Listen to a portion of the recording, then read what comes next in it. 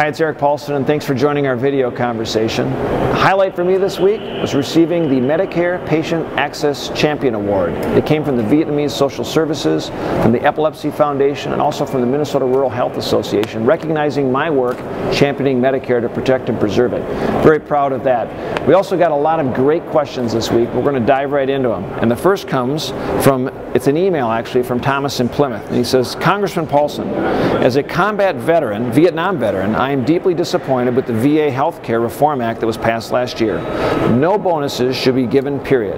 Bonus money should be spent on veterans and not on poor performing employees. Who is being fired at the VA? Who is having past bonuses recouped? Dismissing a poor VA employee should be automatic. Sincerely, Thomas. Well, first of all, thanks for those comments, Thomas, and more importantly, thank you for your service. You know, last year, the VA, we took some very important first steps to reform the VA so it's more accountable.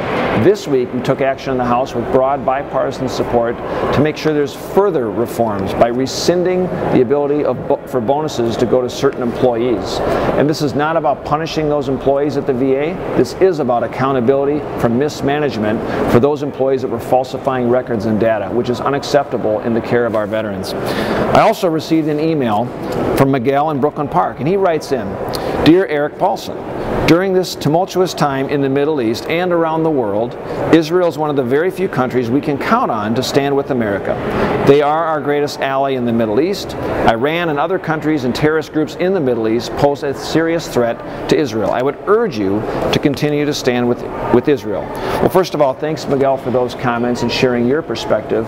You know, we had a special opportunity this week in the House chambers to have a joint session of Congress listening to the Prime Minister of Israel lay out his concerns of where the administration is going with negotiations with Iran about not allowing them to have nuclear weapons, but concerns about not having a timetable or making sure that Iran ultimately will not be able to have nuclear weapons. And from my perspective, I have concerns, and what I want to see is making sure that Iran is no longer going to be an aggressive actor in the Middle East. Number two, I want to make sure that Iran is no longer going to be threatening to annihilate Israel.